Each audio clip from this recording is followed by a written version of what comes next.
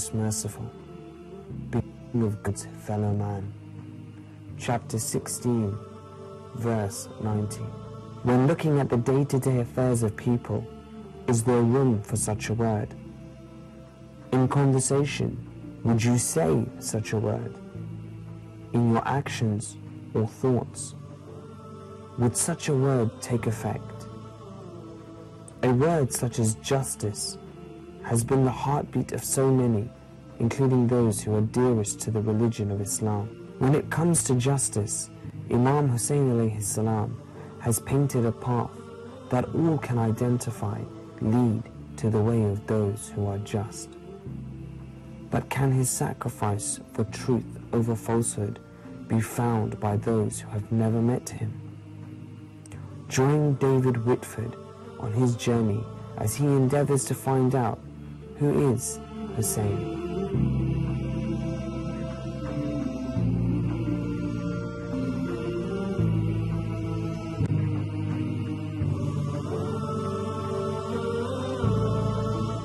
David is a 48-year-old actor who has been assigned the task of finding out who Imam Hussain alayhi salam is.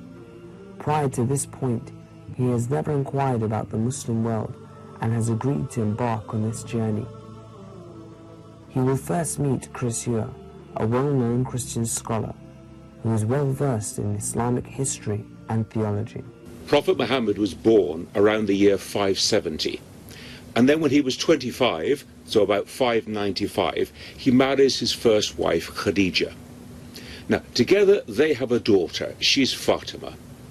When she grows to womanhood, she then marries the cousin of Muhammad, and he's Ali.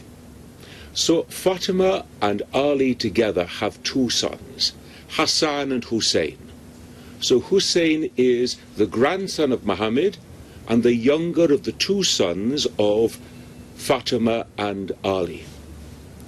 Now, what makes them important is that we have a story recounted in the Quran that one day Muhammad goes into a room on his own, lies on the floor and pulls a cover or a blanket over him. And then successively he calls in these four other people, Fatima, Ali, Hassan and Hussain, and the four of them go under the blanket with Muhammad. Now we're told they are purified by God, so they are rendered the purest of all creation. So this becomes the holy family of Islam. Now for the Shia, this is a very important moment because it shows that God has chosen that leadership of the worldwide Muslim community should come from this family and from this family alone. So this becomes the holy family of which all leaders of the community must be born. So after Muhammad's death, according to the Shia, the first person who should succeed him is Ali.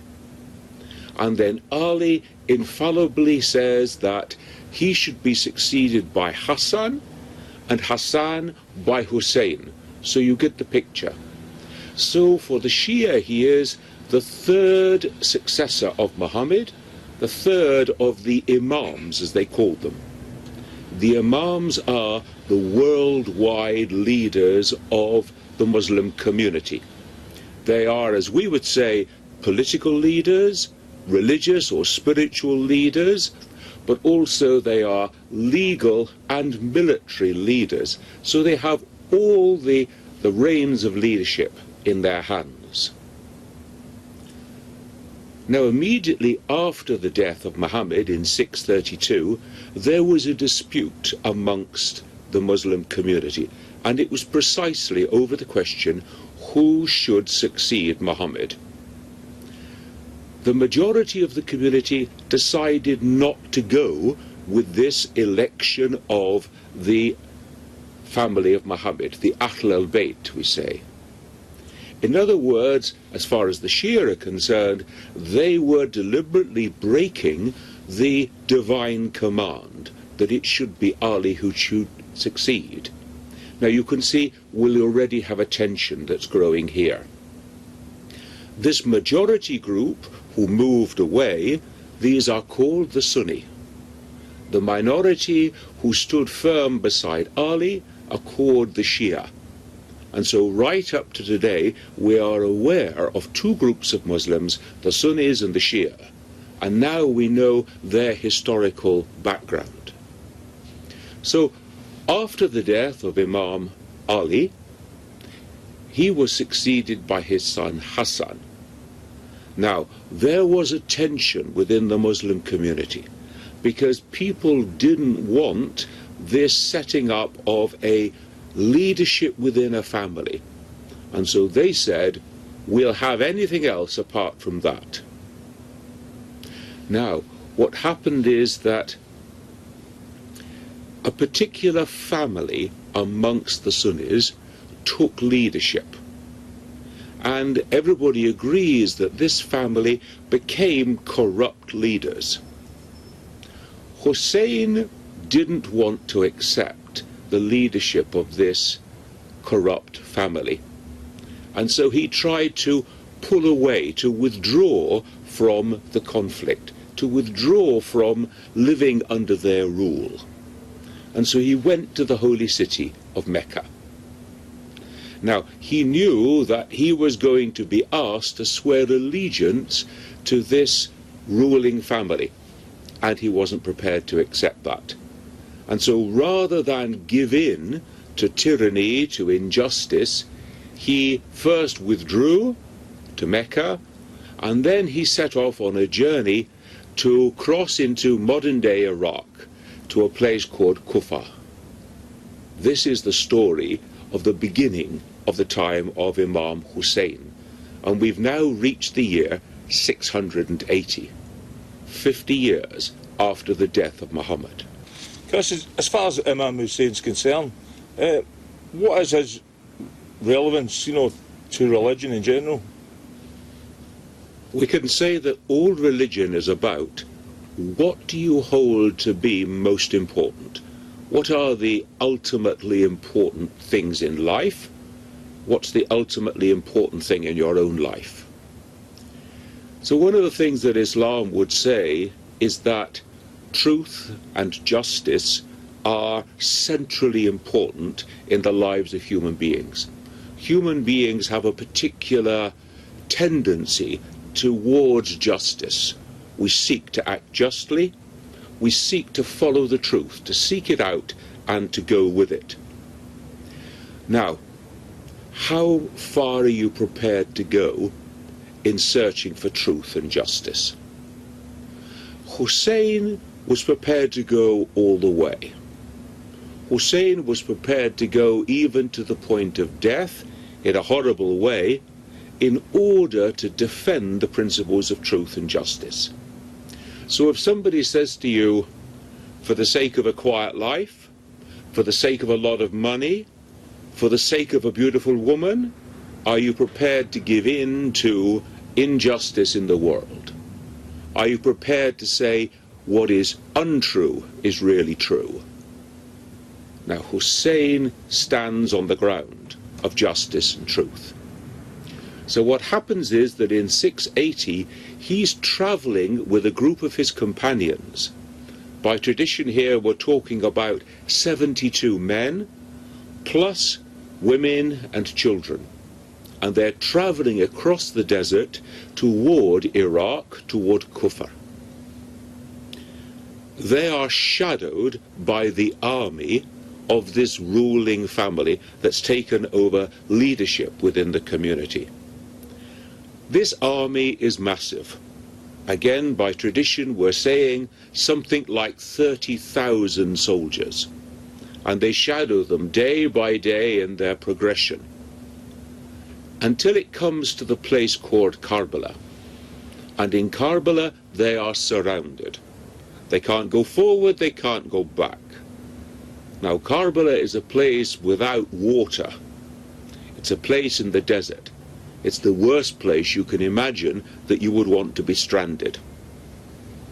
And now comes the question, do you give in to the forces of injustice, to the forces of falsehood, or are you prepared to stand your ground? And so what happens during these 10 days of the siege at Karbala is that Hussain and his family are tested. Day after day the testing goes on. They're denied water. People go and try and get water and are killed in the process. The children are obviously crying, no water, no food. So Hussain on one occasion goes out and says to the enemy, "Look, I know you don't like me, but surely you don't want to take it out on a small baby. Please give water to the children. I'll leave the baby here on the rock. You can give him water later." And the child is shot in Hussein's arms with a bow and arrow. So you can see the tension is building up here day by day until we reach the 10th day. The 10th day is called Ashura Day, the 10th of the month of Muharram. It's on this day that the massacre takes place. Now you can imagine, 72 men against 30,000. There's no discussion here about what the outcome is going to be. Hussain and his companions are killed. It's a massacre. After they've killed them, they desecrate the bodies. So they ride the horses backwards and forwards over the bodies just to smash them. And then they take the women and children away into captivity. Now you can see it was clear this was going to happen. What do you think if you've got 30,000 soldiers who are shadowing you and they are intent on seeing that you do not reach your goal? And yet Hussain goes forward rather than give in to injustice, give in to falsehood. And so he becomes a great role model for all Muslims, for the Shia especially. He becomes a role model of saying, we will stand on the principles of truth and justice. We will resist oppression. We will not give in even to the point of death if that's what God has ordained for us. Rather than accept falsehood and injustice, we will sacrifice our lives. This is why Hussain becomes important. Now something has gone horribly wrong in the Muslim community. Here we are 50 years, not quite 50 years, after the death of Muhammad, and we have the grandson of Muhammad being brutally killed in this way. Not only is he the grandson and the Imam, but he is somebody of the highest spiritual qualities, we can say, because he is somebody through whom God speaks. God guides the community. And so he sets a role model. A role model, we can say, that right will triumph over might. That even though you are few, even though you appear to be small, here we are, 1400 years later, and everybody remembers the day of Karbala. Everybody remembers the massacre. And so during these 10 days of mourning, Shia Muslims are reenacting, are remembering those days at Karbala, the days of the siege, the day of the massacre. And so they are steeling themselves. Oh God, if it be necessary, I too will stand on the principles of justice and of truth. I will stand against oppression and falsehood. Now this is a challenge for all human beings, whether we're religious or not, whether we're Christians or Muslims or anything else. Where do we stand on the question of truth and justice? How important is it to us, and to what lengths are we prepared to go to defend these principles? As far as Hussain goes, I mean, what exactly, can we learn from him? The important thing about the message of Imam Hussain is to say, this life is not all there is. There is something more important, and that's the life to come. And even for the sake of our own lives, we are willing to sacrifice for the life to come. Secondly, it's a message to say the whole of life is a risk, from the moment you're born to the moment you die. And so the question is, what are those highest ethical principles, those highest spiritual values for which you are prepared to risk everything? Not just your life, but the life of your family too. So it's a challenge to us to reflect on our own value structure. What is the relevance as far as Islam goes today in a modern society? Islam believes that every single human being is born with a natural sense of justice, of truth, of uprightness. And so it's as though a word like justice can ring a bell in the heart of every human being and say, yeah, actually, that's got something to say to me too. So I think that a big, bold statement like the day of Karbala rings this bell in the hearts of many human beings who actually believe if it's not fair, it's not right. If it's not just, we ought to do something about it. If it's not true, we ought to take notice. These things give us an ethic by which people can live, by which people are challenged, even if they choose not to live by it. So there we are. Hussain is a witness to us. Hussain is an example to us as human beings.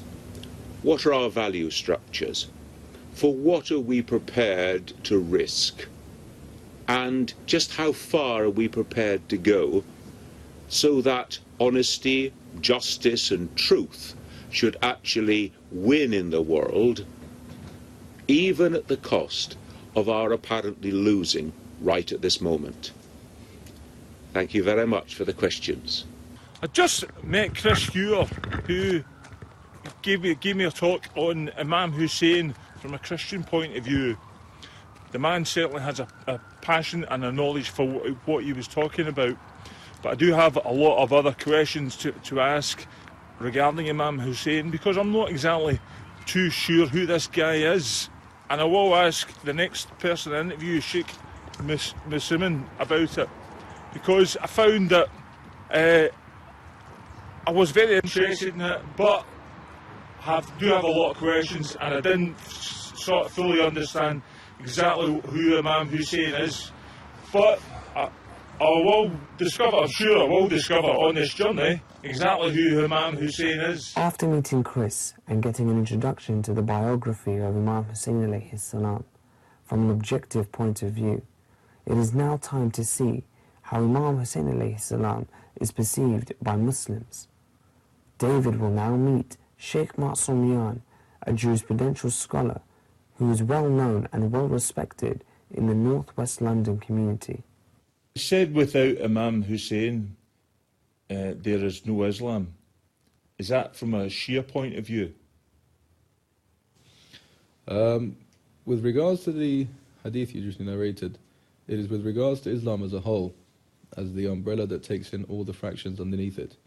The concept of Islam, the religion of Islam, the teachings of the Prophet were all in danger of being non-existent, unless the uprising of Imam Hussain on the day of Ashura in Karbala would have taken place. It seems to be a lot of violence in getting to Imam Hussein's story, but Islam says that there is no violence in the belief. What is your view in general?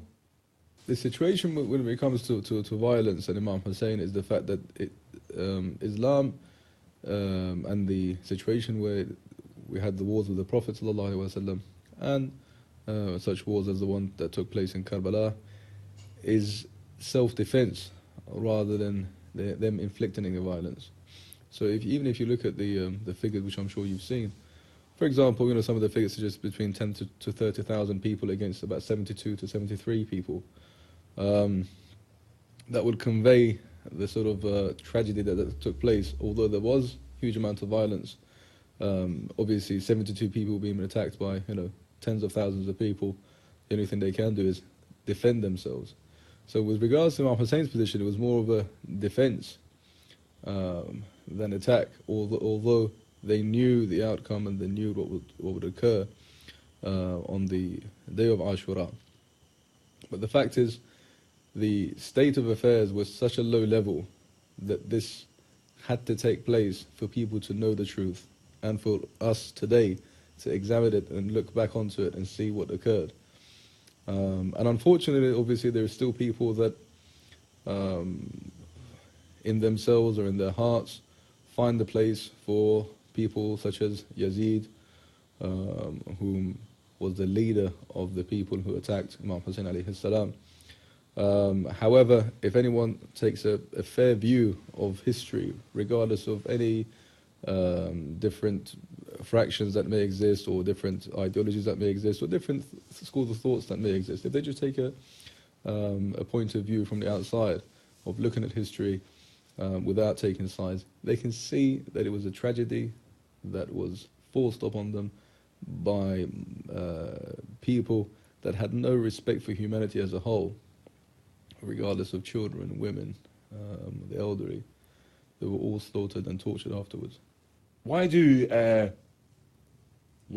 think that they revere Hussein in general? Shi'is in particular, the Shia name means followers. Shia is the reason that they're separated from other school of thoughts, if you want, mainly is because after the Prophet, they believe that Ali ibn Abi Talib, the cousin of the Prophet ﷺ, should have been or was the leader that was put down by Allah subhanahu wa ta'ala, by God basically. And it's a divine intervention that leaders are put down on earth by God from the time of Adam, the Prophet Adam, until the last Prophet, and the Imams after the Prophet, until the time ends. There's got to be an infallible divine leader sent down by God to guide people. Basically, we believe that it can't be that God creates everything and just tells you to, walk and talk and live as you feel, without any guidebooks or without any guidelines or without anyone showing you the way, as it were. Now, that being said, the third Imam after the Prophet was Imam Hussain, and it was also obviously the grandson of Imam Hussain. Within itself, an Imam in the ideology and school of thought of Ahlul Bayt is very important, obviously. The fact he was the grandson of the Prophet is very important. But the way he was martyred and the tragedy that took place during, before and after the day of Ashura has a specific significance for every Shia. And as soon as you say Hussein, a certain place in their heart moves, or a certain place in their mind brings tears into their eyes. Why? Because it has a special significance. The cutting of the water to everyone prior to the day of Ashura. The humane way they were treated prior to the war taking place. When the war took place, the way they were slaughtered. It wasn't just a normal war. I mean, I appreciate you've read or seen some of the facts that go with Ashura. Yeah. And then afterwards as well. So after Imam Hussain was killed and martyred, in the way that it was, what happened to his family? For example, if ladies are there, then at least in any war, ladies are kept respectfully, away from any violence. Instead, they were in the middle of violence. Instead, their tents were burnt. Instead, 3-year-old girl cried for her father, Imam Hussain, and the head of Imam Hussain was brought in front of the girl. So these things that history has narrated is something that no human can possibly imagine. I mean, imagine someone being a leader of a particular country, and they realize that near their castle, a 3-year-old girl is crying for her father, and to make the girl quiet, they bring the head, the head that has been taken off Imam Hussein's body, and put it in front of a 3-year-old girl. what sort of mentality must that person have, or what must they have? And that for itself is like daylight, proves, what sort of people these were, regardless of what faith you are, regardless of what religion you have, just plain facts of history. Thinking about that, I mean, it's 72 against thousands, good 72 against 100,000. Is that suicide?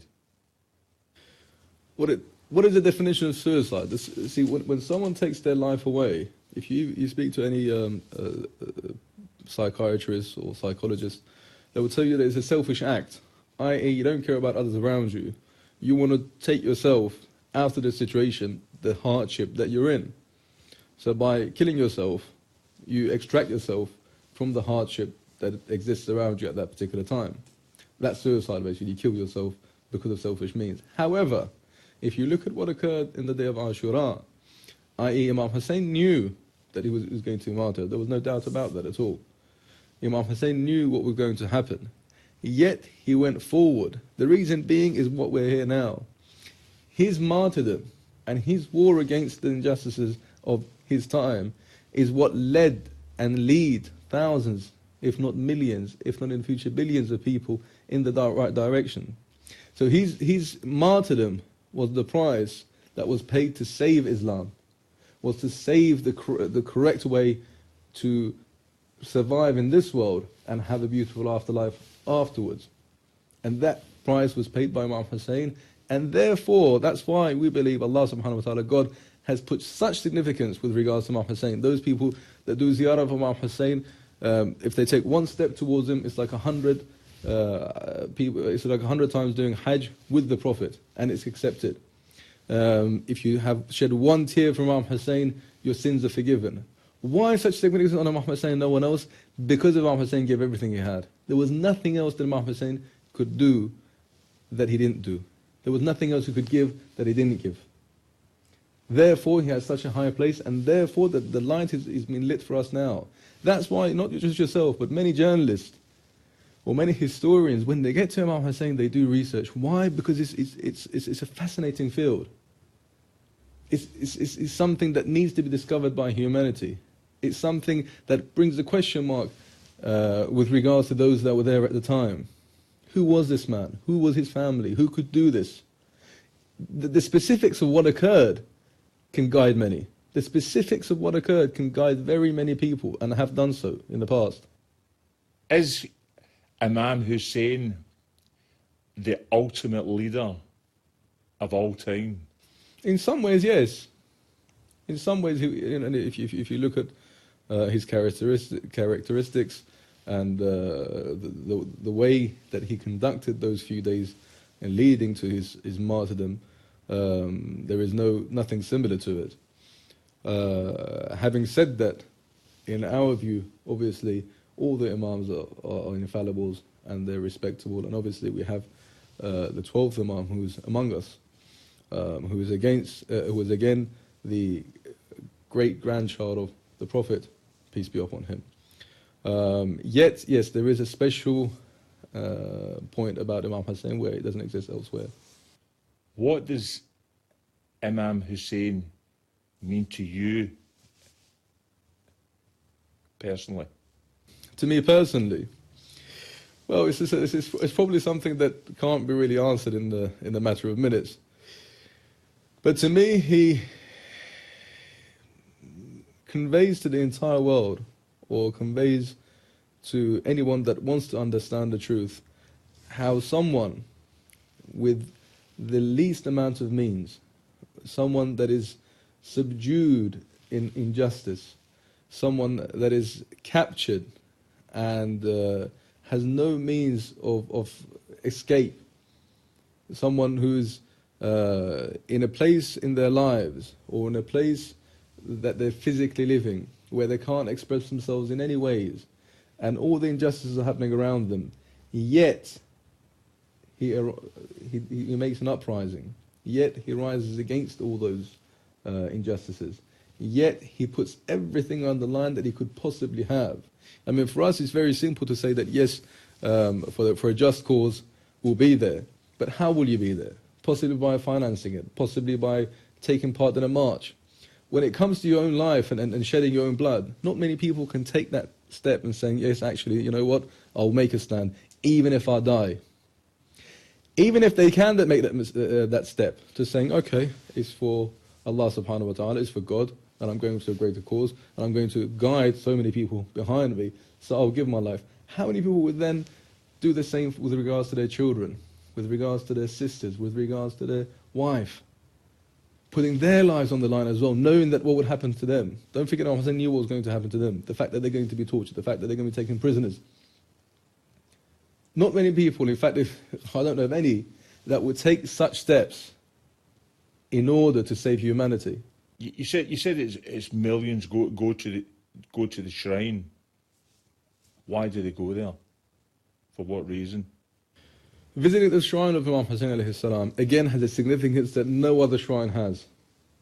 No other shrine at the moment has the significance that the shrine of Imam Hussain alayhi salam carries. Hopefully, if one day you can take a week off work and you can visit and you can see for yourself the miracles. If these guys or whoever can capture it on film, possibly, because a lot of people, millions of people, literally walk. Because there's a special significance about walking to Karbala, walking to the shrine. And you see the amount of miracles that take place before they even get to the shrine, let alone when they get to the shrine. The miracle of Imam Hussain is not something that's dead or something that's gone away. But in fact, it's expanding day by day. Anyone that takes a step towards Imam Hussain takes steps towards them. Many of the blind have been cured. Many of the people that can't walk can walk. You see people that went on wheelchairs, they came back walking. You see people that went in blind, they came back seeing. That center, if anyone believes, if anyone truly believes, they will see so many miracles. Again, not only for the sick, or not only for those that need it, but anyone that needs to be guided, anyone that needs spirituality, anyone that wants to cleanse their soul. His shrine within itself has a significance in Islam, i.e. under the shrine, under the particular dome where he's buried, we believe that all the du'as are accepted. So people go there to ask Allah subhanahu wa ta'ala for many different things that they want in their lives, or they want in their afterlives, and so forth and so forth. But again, the motion of 12 million people in occasion of 2 weeks maybe, visiting this shrine that's in Karbala, where 3 million people go to Hajj and they get stuck. And there is no way to resolve the situation. Where yet you see the food is continuous. You see people on the street all opening their doors to the visitors of Imam Hussain to allow them to sleep there. You see people that massage people's feet. You see people that wash their socks and return them to them. You see people that sell whatever cattle they have and kill them and feed the people that are going to do the ziyarah. Every step that you take towards it is a miracle. Every step that you see the Zawar of Imam Hussain, the visitors of Imam Hussain are taking, you see that there's miracles within those. I think I might have to go there myself. As soon as I get some money, I've got a lot of things that I could do with getting sorted out. I hope you do, and I hope you get them. Yeah. Thank you, Sheikh Masuni. Thank you. You're most welcome. I've just spoken to Sheikh Masuni. And what I'm trying to think of it is to compare him with Chris Ewer, who I've also spoken to.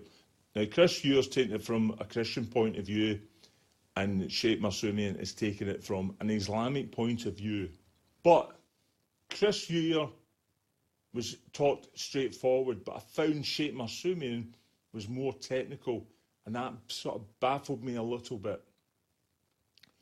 But at the same time, I did find both of them very, very interesting to talk to, and I was able to feed off them to ask them questions. What I learned from both of them is about Imam Hussain. Now, obviously, I've never heard of Imam Hussain before. I do know that they're Shia and they're Sunni, but I didn't know what the difference was between each of them.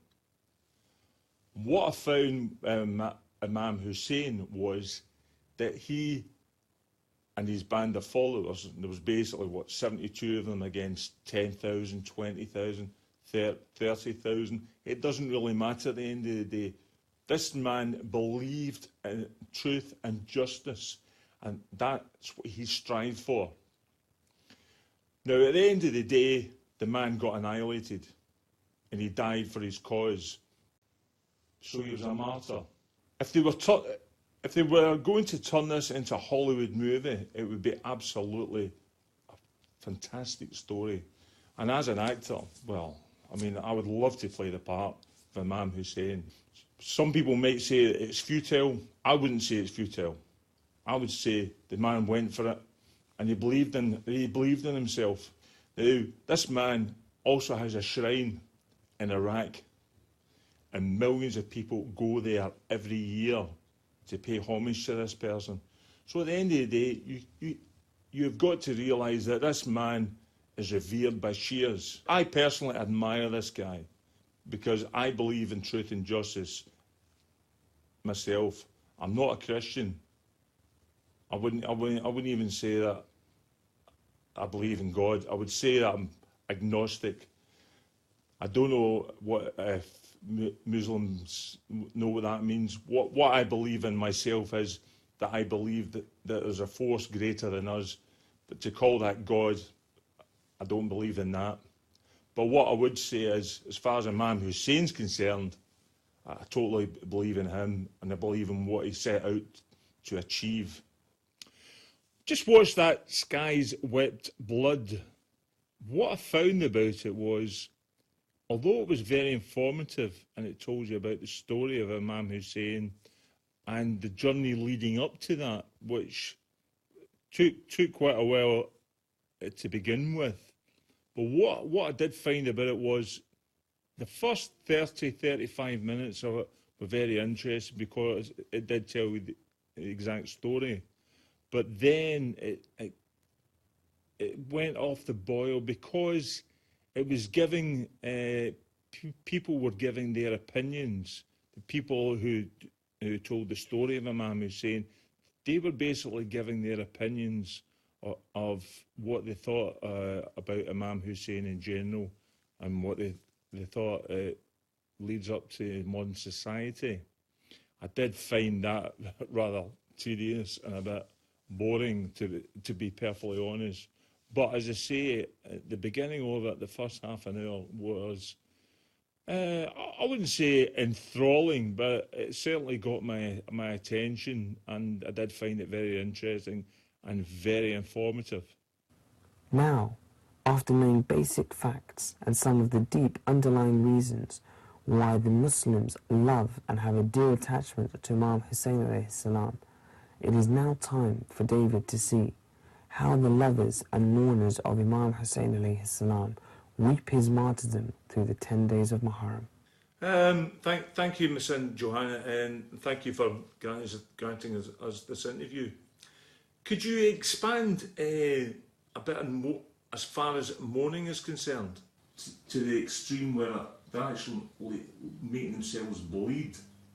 Yes. Could you give us a bit more info on that? I mean, if you think back, to even when you sort of at school days and you're studying you're studying Greek, for example. I did classic civilization studies when I was doing my A-levels, and it was interesting because you talk about the Greek mythology and the Greek philosophers, and when they wrote about how they noted a tragedy was that by the beating of the breast, and this was not for men specifically or just for women. So this thing has been, how do we convey an emotion of sorrow, of deep sorrow, a real passionate sorrow of the passing of a loved one, for perhaps.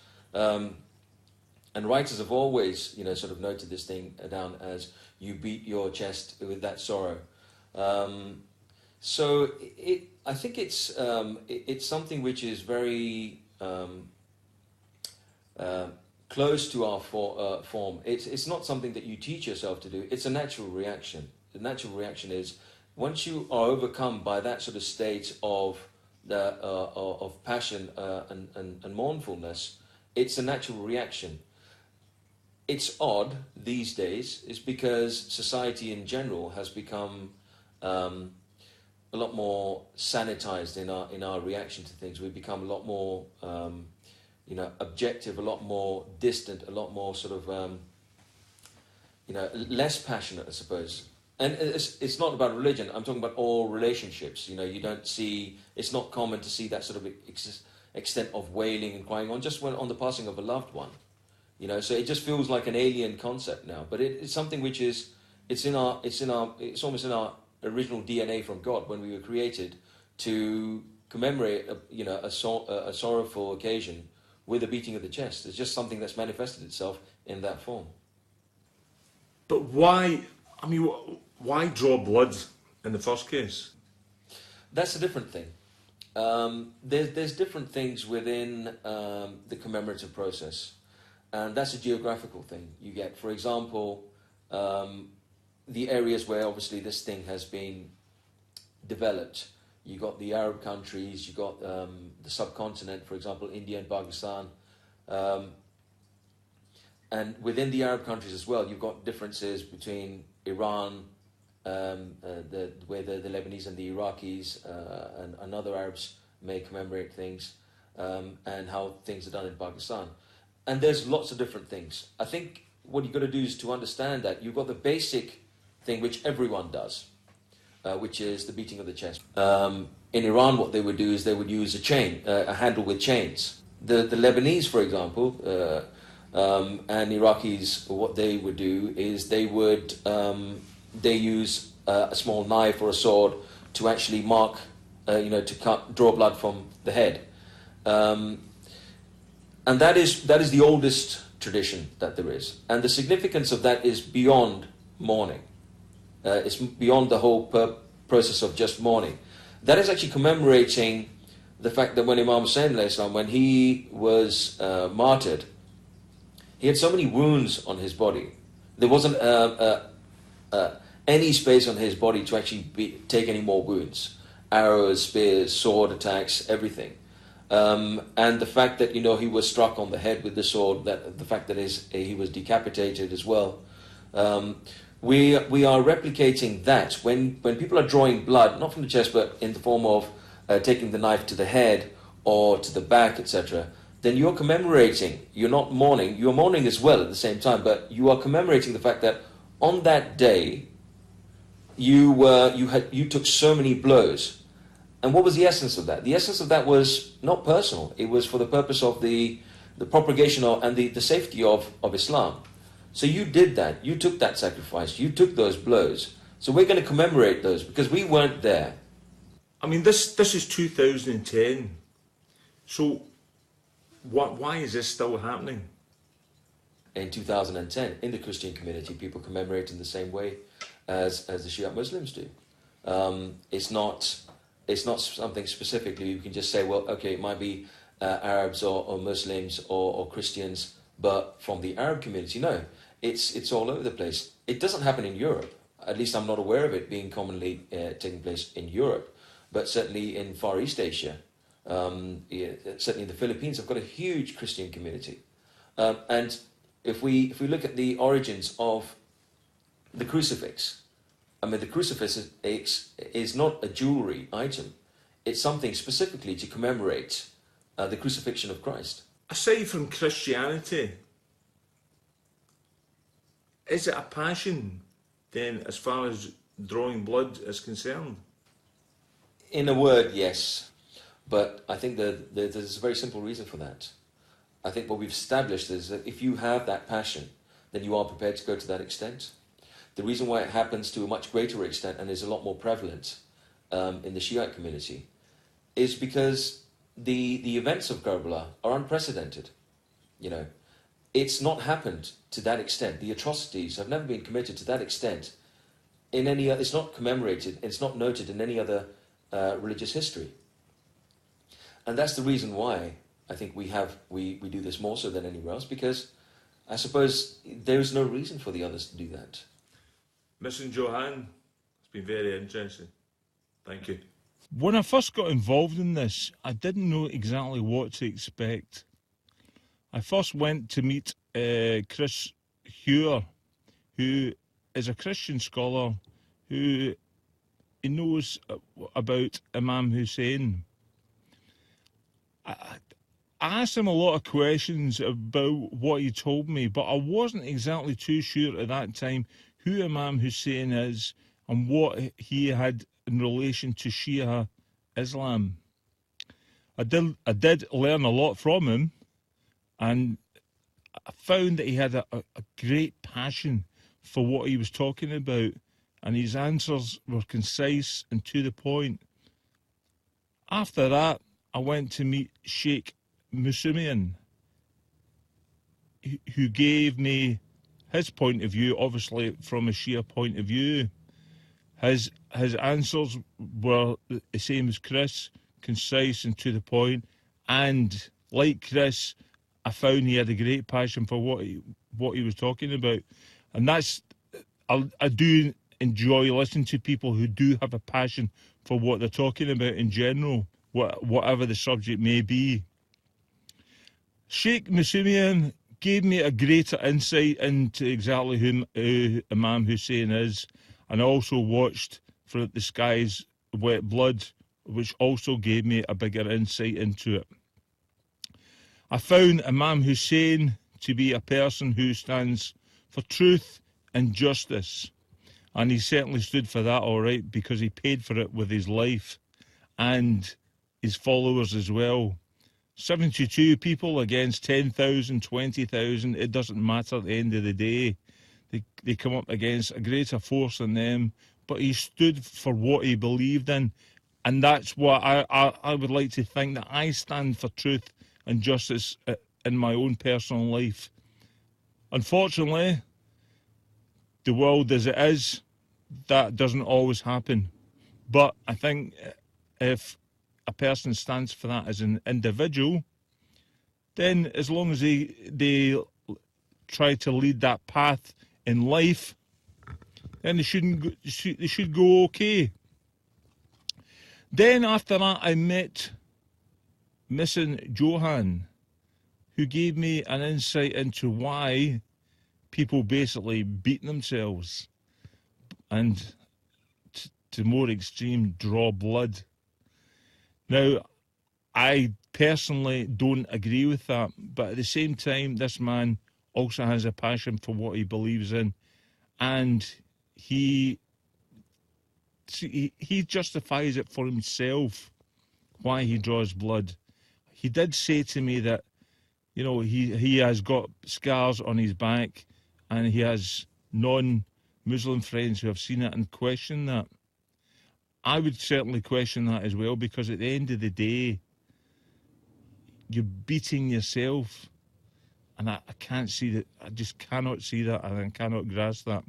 But at the same time, that is his belief, so no, that's down to him personally. From my own point of view, no, it's not for me. To sum up what I've experienced, I would say overall it's gave me an insight into Shia Islam. I did not know anything about Shia Islam before.